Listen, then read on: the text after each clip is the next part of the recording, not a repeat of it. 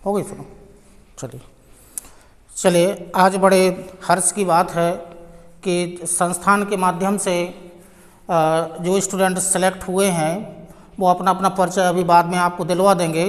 संस्थान के द्वारा 2011 से लगातार सिलेक्शन दिए जाते रहे हैं, लेकिन इससे पहले हमारे पास ऐसी व्यवस्था नहीं थी कि हम अपना प्रदर्शन कर सकें, संस्था का प्रदर्शन कर सकें। तो 2011 से लगातार लेखपाल, बीडीओ और रेलवे में तो कुछ लोग तो बाहर चले गए हैं, वो वापस नहीं आ सकते हैं, या फिर जो वापस आते हैं तो हमारे पास व्यवस्था नहीं होती है। और 2011 से लगातार जो टीईटी में सिलेक्शन हुए हैं या जो सुपर टेट के माध्यम से अध्यापकों के तो बहुत सारे सिलेक्शन संस्थान के माध्यम से हुए हैं। तो जो अभी हाल ही में दोनों लोग सेलेक्ट हुए हैं वो अपना अपना परिचय अभी आपको दे देंगे।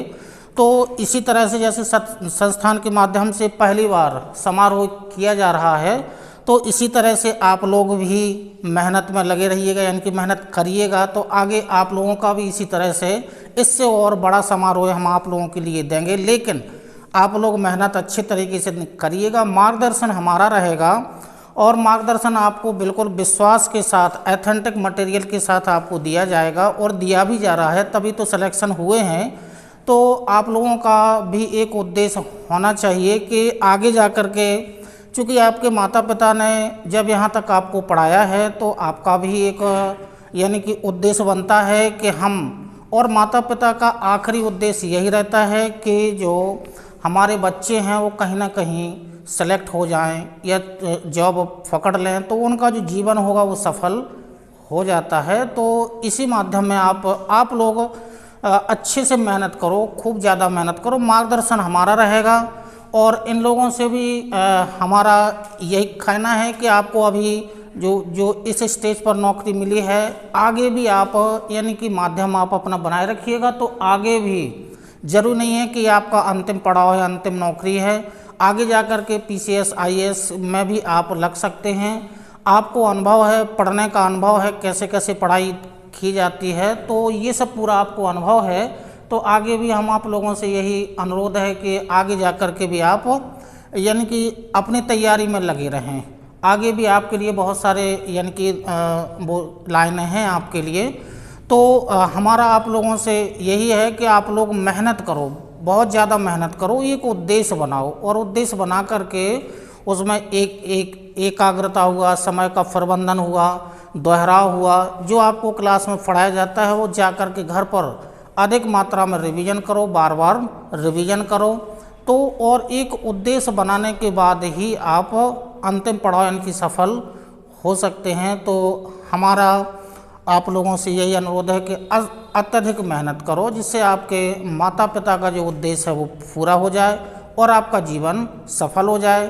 क्योंकि प्राचीन काल में या जो इससे पहले जो तपस्याएं जो होती थी उसमें किसी प्रकार का कोई विघ्न नहीं आता था। तो यही उद्देश्य आपको बनाना है कि आपकी पढ़ाई में सामाजिकता है उसको दूर रख दीजिएगा, मित्र मंडली है उसको दूर रख दीजिएगा।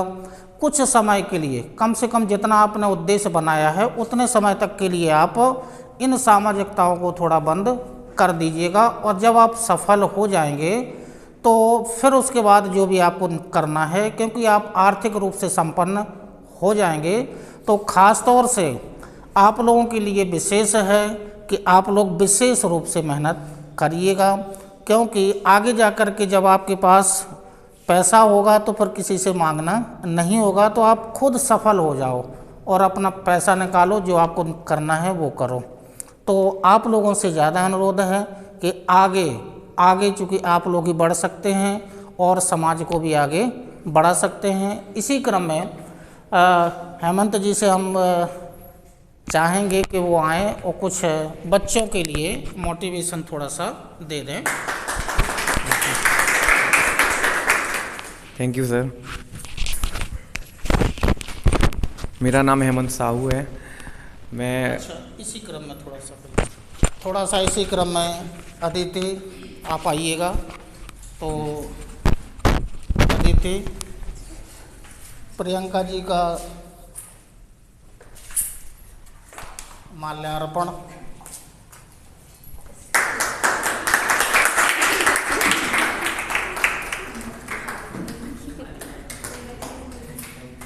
विजय हेमंत जी का माल्यार्पण।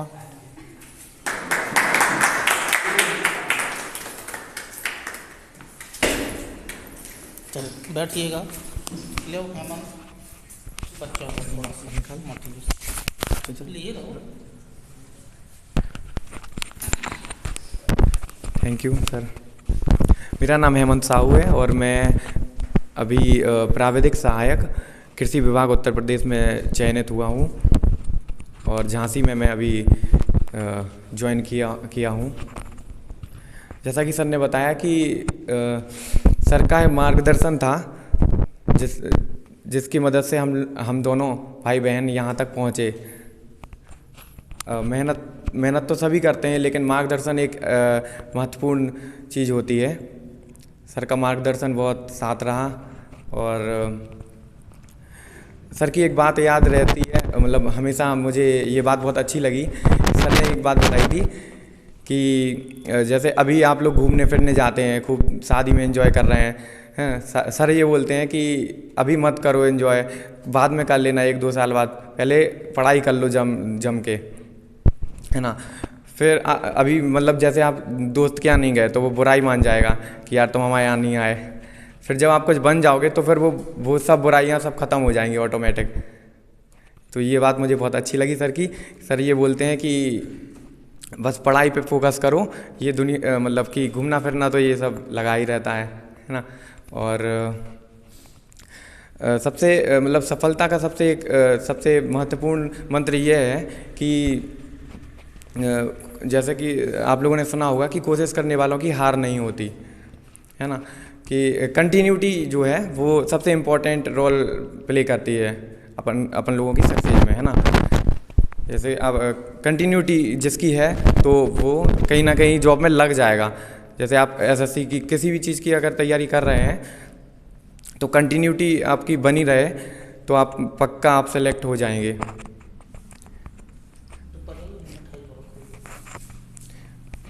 आप सभी लोगों से यही मेरा मतलब ये बोलना है कि आप लोग लगे रहें और अपना भरपूर प्रयास करें, मतलब कंटिन्यूटी बनाए रखें, है ना। Thank you.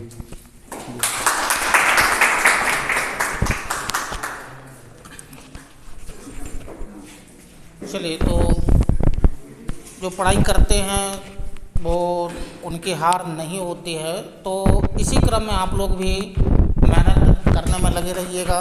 तो किसी दिन आपको भी इसी तरीके से आपको मिठाई खिलवाई जाएगी, ठीक है। तो मेहनत बहुत आवश्यक है और आप आगे जाकर के समाज का एक मार्गदर्शन भी बन सकते हैं, अपने मित्रों का भी एक मार्गदर्शन बन सकते हैं। तो इसी क्रम में मैं आप लोगों से चाहूँगा कि आगे जाकर के इसी तरीके से हम आपको मिठाई आगे जाकर के आपको इसी तरीके से मिठाई आपको खिलवाई जाए। तो इसको बिल्कुल ध्यान में रख लीजिएगा कि हमें मिठाई खानी ही खानी है और इस संस्थान में खानी है। तो आगे टर्म पर आपका ही यहाँ पर नंबर होगा। तो ऐसा आप एक उद्देश्य बना ही लीजिएगा कि अगले टर्म पर हम यहाँ पर बैठें, जैसे ये 2 लोग बैठे हैं सफल हो गए, इसी तरीके से अगले क्रम में आप भी यहाँ पर बैठें, यही आप लोगों से अनुरोध है, ठीक है। धन्यवाद, नमस्कार।